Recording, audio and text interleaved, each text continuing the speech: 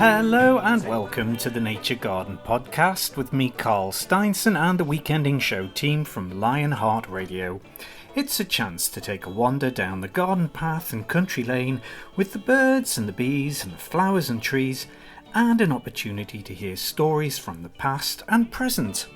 In this episode, Tom Pattinson's floating like a butterfly to see what kind of plants and shrubs attract them to the garden. Steve Lowe from the Northumberland Rivers Trust has some tips on how to make your outdoor patch a haven for all kinds of nature. Tom Cadwallender from the British Trust for Ornithology has been watching the amazing habits of sparrows and is looking at how little egrets survived the fads of fashion. And Steve Lowe from the Northumberland Rivers Trust has some tips on how to make your outdoor patch a haven for all kinds of nature. Plus some top tips for the garden from Tom Pattinson, all coming up on the Nature Garden podcast.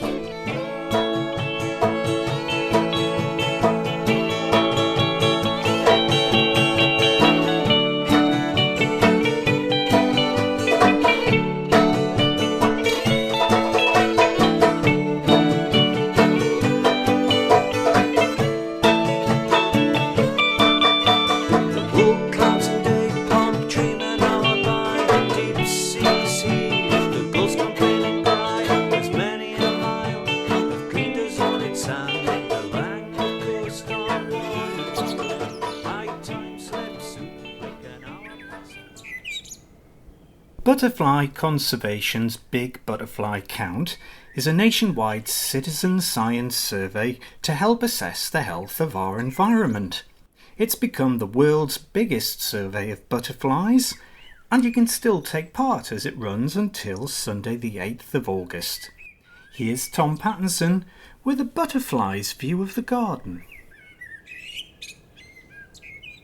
I can't imagine my summer garden without butterflies. They just light the place up, as do the bees. And we're a little bit disappointed this year so far because we generally by this time have seen about 5, 6, 7 different species. Generally it's 9 species in all, and that's not too bad because although there are about 50 or so, or give or take 5, throughout the United Kingdom, it's generally expected that if you laid yourself out to attract them, you should get about 10 or 12. So we're not doing too bad if we can get around the 9 to 10 mark in the garden. The first one to turn up this year was the orange tip, and it appeared at the beginning of July. And you've got to ask yourself, why are they coming into my garden? Is it just chance? And I like to think it's not. You prepare for them. What are they after? Well, first and foremost, I expect it's nectar, looking for the nectaries of plants which are accessible to them. Not all flower nectaries are accessible to butterflies. That's the first and foremost thing. The other thing, which is just as important, I guess, is a plant on which to breed. Remember, their lives aren't long, they're short lives, and they have a 4-stage cycle in a life cycle. Lay the eggs, turn to caterpillars, pupate into chrysalises, and then the adult emerges.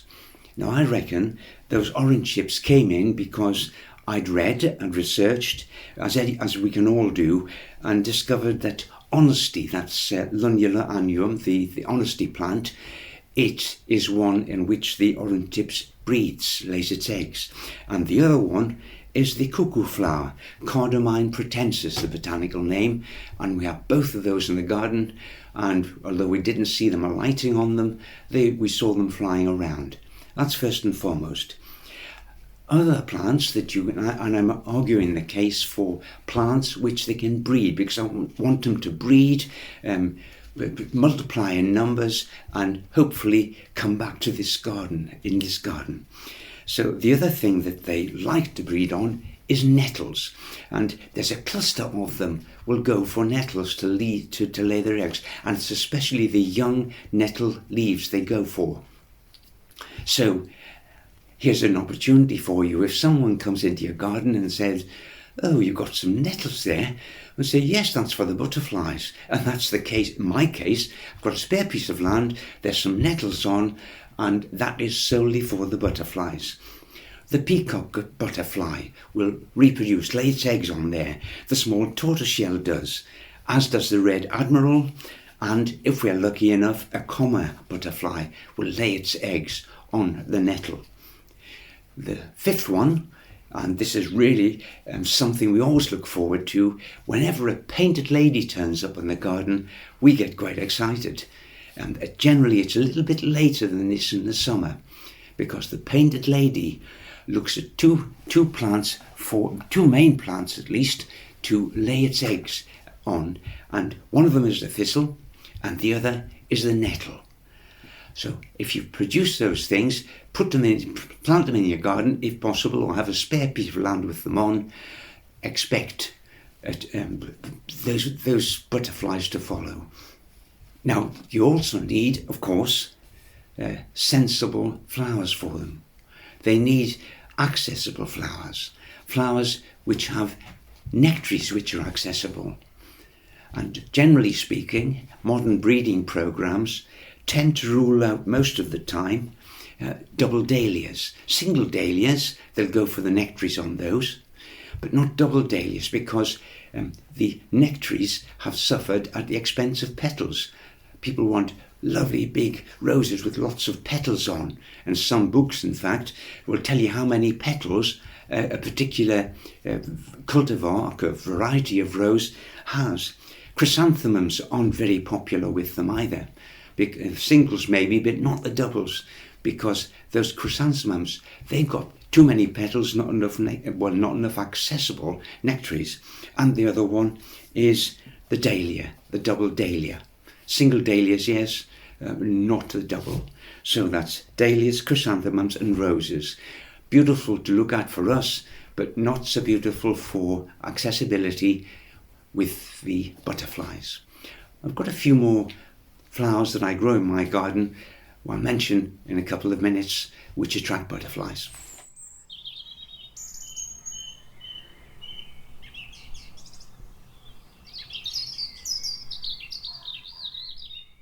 In years gone by, birds were extremely popular as the material for millinery. People wanted hats festooned with feathers, and bird-inspired fashion was all the rage. Tom Cadwallender from the British Trust for Ornithology has been taking a look into the checkered history of the bird trade and at how the little egrets survived. Fashion is a funny old thing. Can you imagine walking around with bits of birds on your hat? Well, that was the case around 150 years ago. In fact, it was still popular right up to the back end of the 19th century. It was quite amazing. And it wasn't just British birds that were used. There were birds from around the world. And it was quite a big industry. You know, hunters would go out and collect all sorts of species. Fabulous species like birds of paradise were imported. And they were just sort of included on people's hats. And it wasn't just the feathers, you know. It was the wings and their heads, and all sorts of arrangements were made. And people were walking around in their splendour with bits of birds on their heads, you know. It's unimaginable now, of course. But it was... The most popular thing was the bird plumes. And these are kind of fancy feathers that are used by birds in their display, you know, to attract a mate. And some species, like that little egrets, have these long plumes which sort of grow from its back during the breeding season. And these had been used since the 17th century. But it had become quite a full-blown and all-out craze by the 19th century. And little egret, as I mentioned, was one of the most popular species. And little egrets are white and members of the heron family, and they're quite small in the sense that they're about sort of half the size of a grey heron, which we're quite familiar with. It's just a margin bigger than a black-headed gull, and these were quite heavily targeted.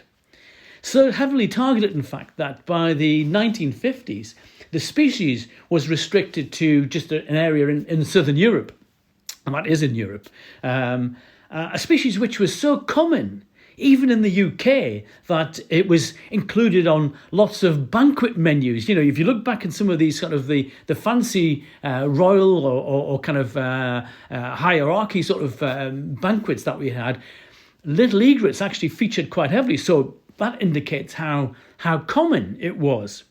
But even a species so common couldn't take the annual harvest to supply the millinery trade. Some figures that I've seen actually suggest that it was back in 1885 that in the first 3 months of that year, there was something like 750,000. That's 750,000 little egret skins were sold in London. And London, let's not forget, was the centre of this awful trade. And the figures I was reading go on to say that one trader alone in London, for one given year, had sold 2 million little egret skins. It's just beyond fathomable, really. And it got to the point where egret farms were set up, but actually it was much easier for hunters to go and collect them and shoot them, and they were paid by the ounce of the feathers they got. It was such a vile thing.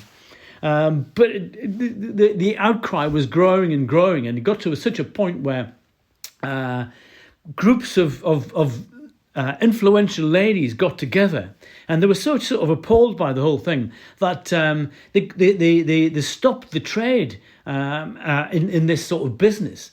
But actually, that actually led to the formation of the RSPB, the Royal Society for the Protection of Birds, and this is an organisation which is fundamentally about protecting birds.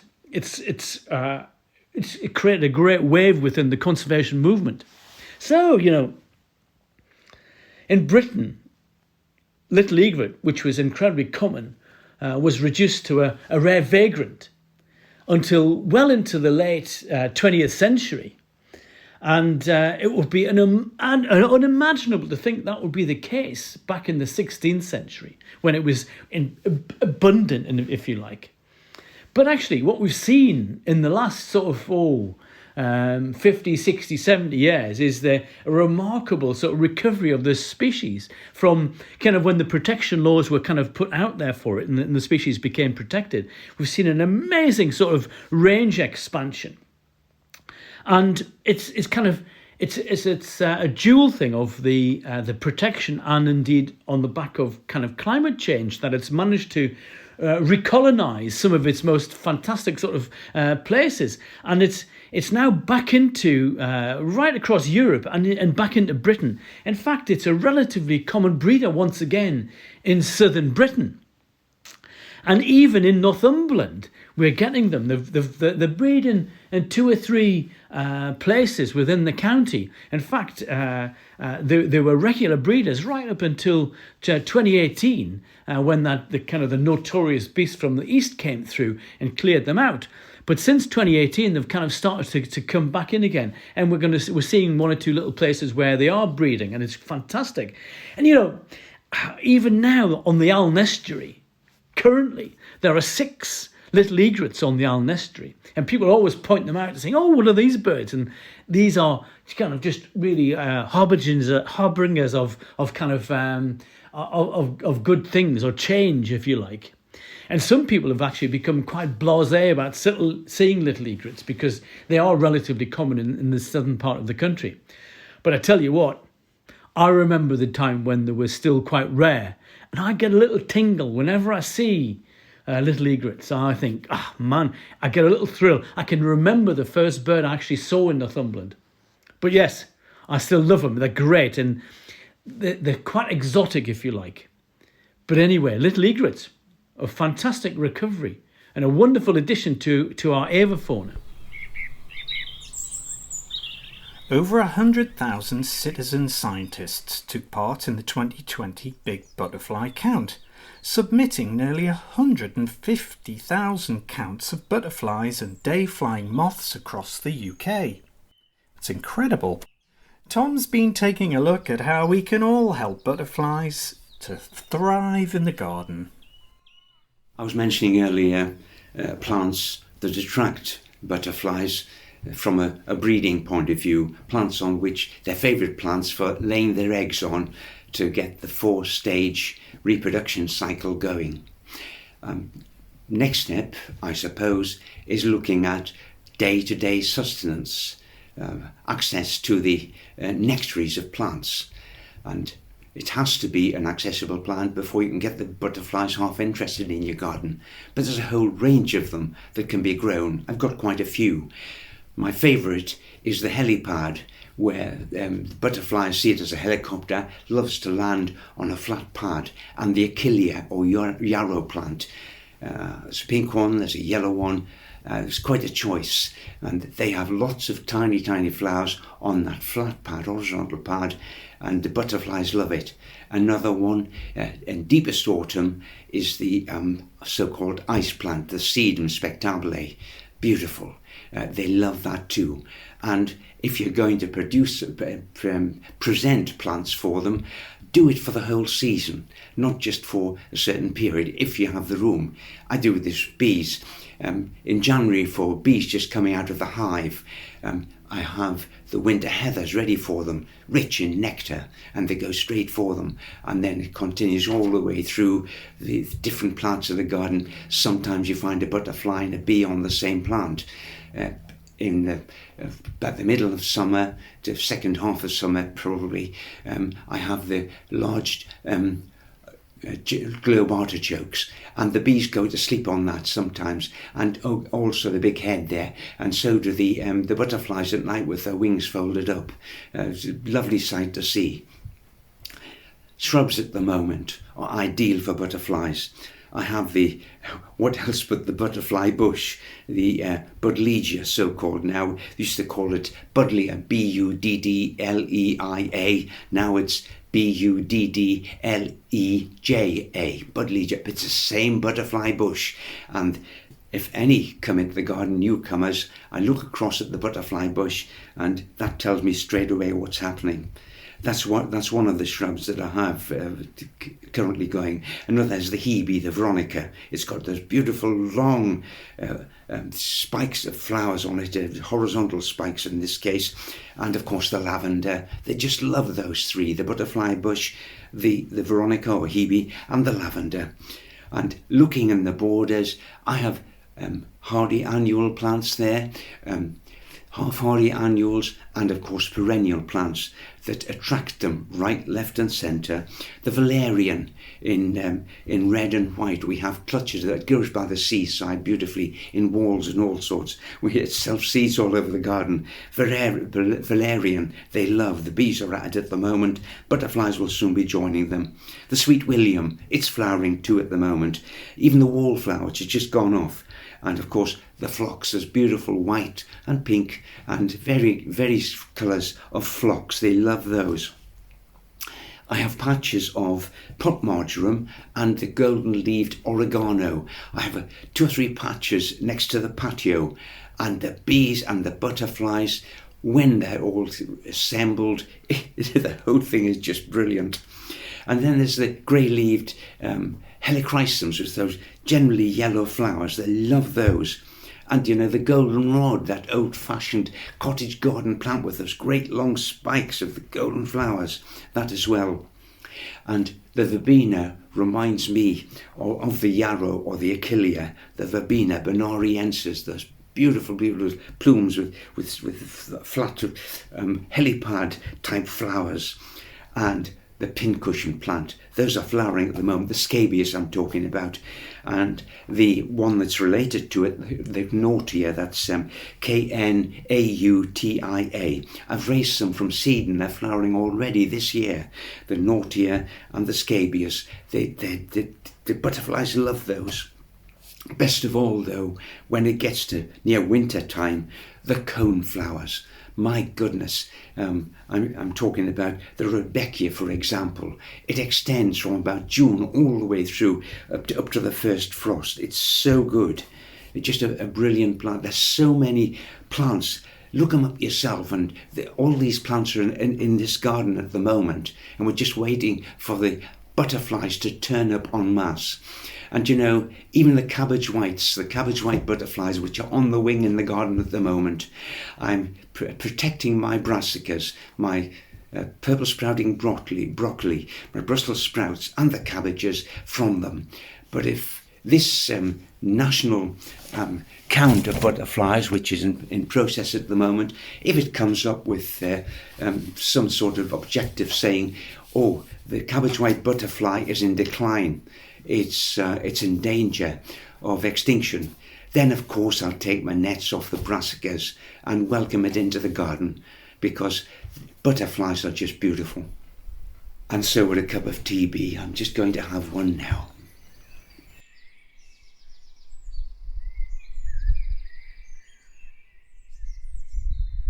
Weeds are a treasure trove for all kinds of insects, and Steve Lowe from the Northumberland Rivers Trust is down amongst the nettles at the Cresswell Peel Tower, and he's got some tips on how to make your garden a sanctuary for nature. Good afternoon, it's Steve Lowe here. What a lovely day today. Not quite as sunny as it has been. It's a little bit overcast, but it's really warm and very nice. And I'm having a little bit wander around the garden. And I'm looking for butterflies, or signs of butterflies anyway. And the garden that I'm in has got quite a lot of different wildflowers in it, things like teasel, and it's got marigolds and various other things. But I'm particularly looking at the nettles, because although they're much maligned, nettles are really quite important for lots of species of butterfly. And I found one patch already which is absolutely covered in little black caterpillars. Now, because I'm putting a little bit of a shadow on them, they're flicking themselves at us as if to put us off. And these are red admiral caterpillars, which is great, because I've seen a few red admirals in this garden before, though I haven't seen any today. But I found a caterpillar, so that's one from my list for the garden butterfly count.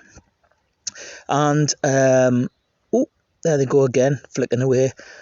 Now, the other things I've seen today, well, we've got quite a lot of rosebay willowherb in parts of this garden, which, again, another maligned plant, and, well, quite justifiably, I think, in most cases.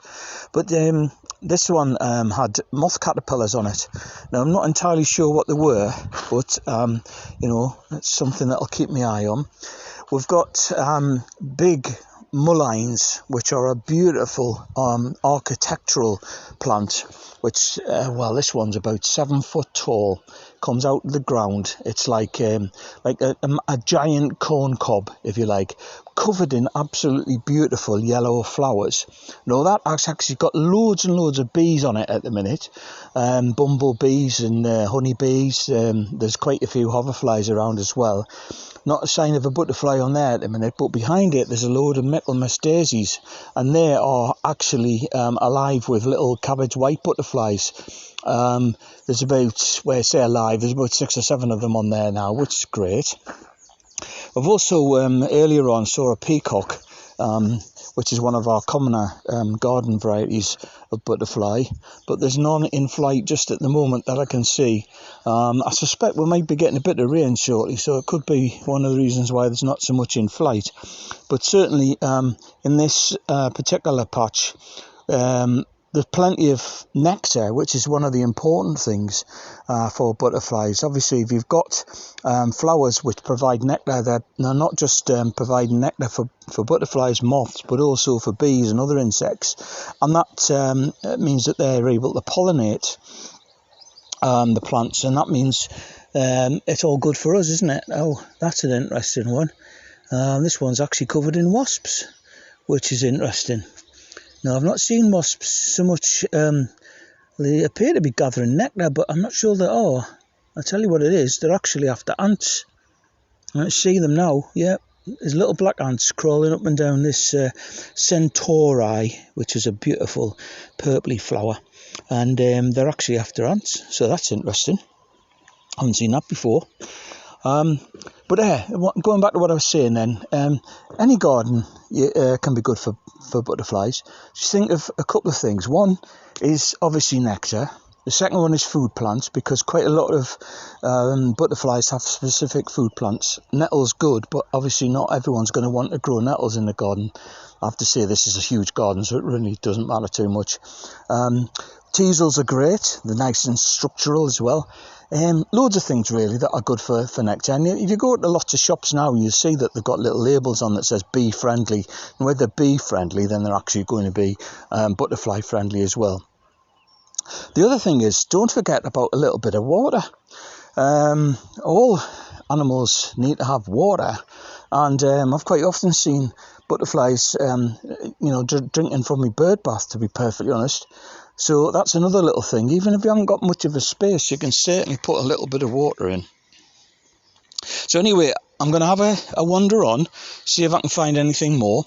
But I hope everybody that's listening to this thinks about a little bit of gardening for your bees and your butterflies.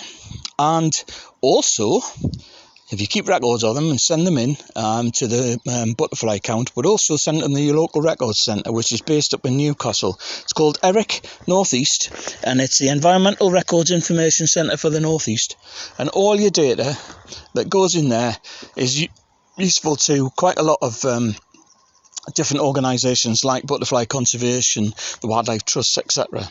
So I really, really encourage people to put that data in, not just for birds and butterflies and stuff, but anything you see. You're listening to the Weekending Show on Lionheart Radio, 107.3 FM and lionheartradio.com. Sparrows, or spuggies as we like to call them round here, are a delight that we take for granted in Northumberland. It's a bird we're used to seeing every day.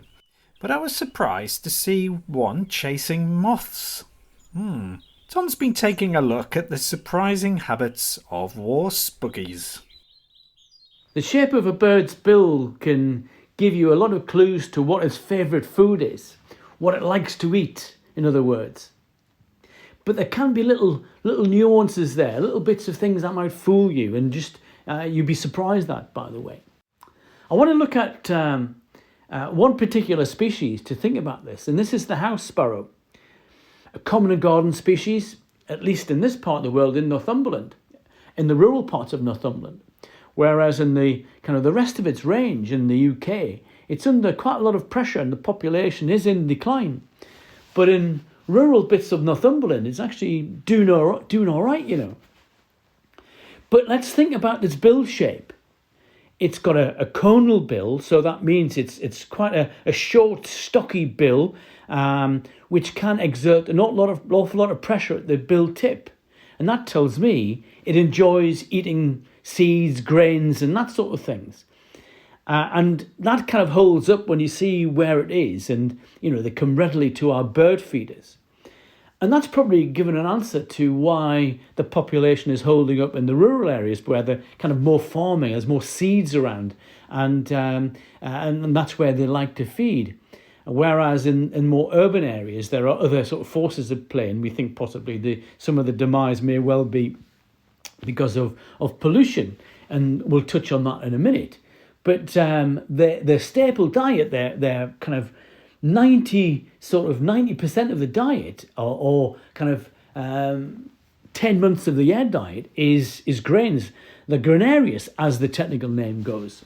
But actually, there's a short period of a house sparrow life where they will eat other things.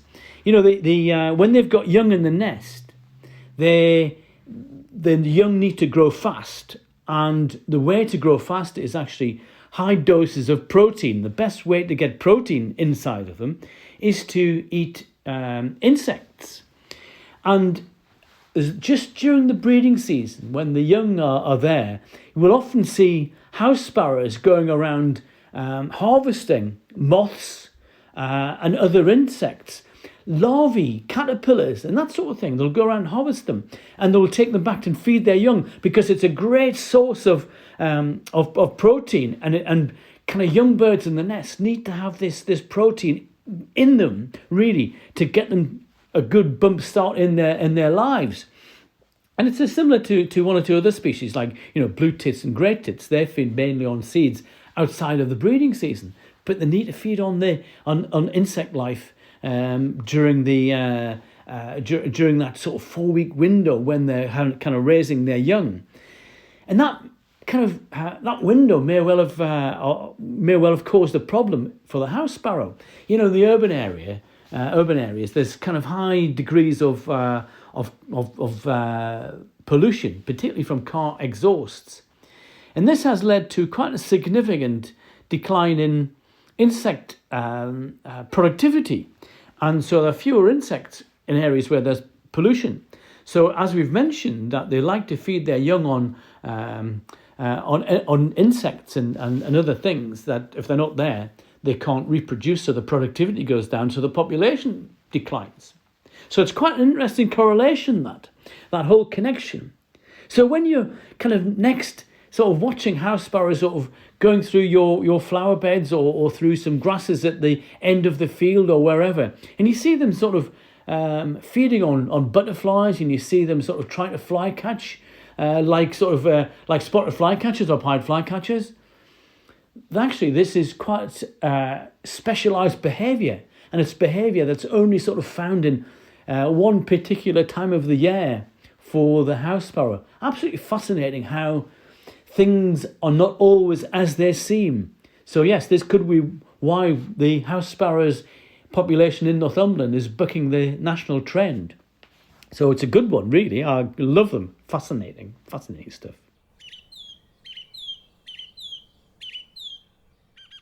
Here's Tom with some things to be getting on with in the garden. And so to jobs for the week. We've reached that stage in the season where it's a continuation. Do something, watering, check watering, all the week, all the following week, and so it goes on. Picking your vegetables as they become ripe, and the fruit, of course. So first and foremost for me at the moment is I like fresh salad crops from the garden. Sowed them the last lot about 6 weeks ago. That was some radishes and some different types of leaf lettuce. We keep watering them to keep them fresh and not bitter to taste, which is good. But it reaches a stage where you think, okay, it's time for some fresh input here.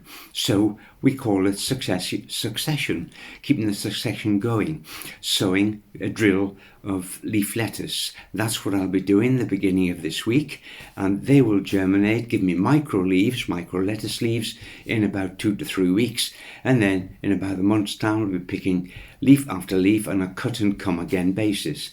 Now, this being well into July, those will last me until the beginning of September anyway, by about which time I'm ready to sow some fresh lettuce in the greenhouse, perhaps in cell trays, which might end up in the greenhouse or might end up for a late crop during September, October, out in the garden with a cloche over the top.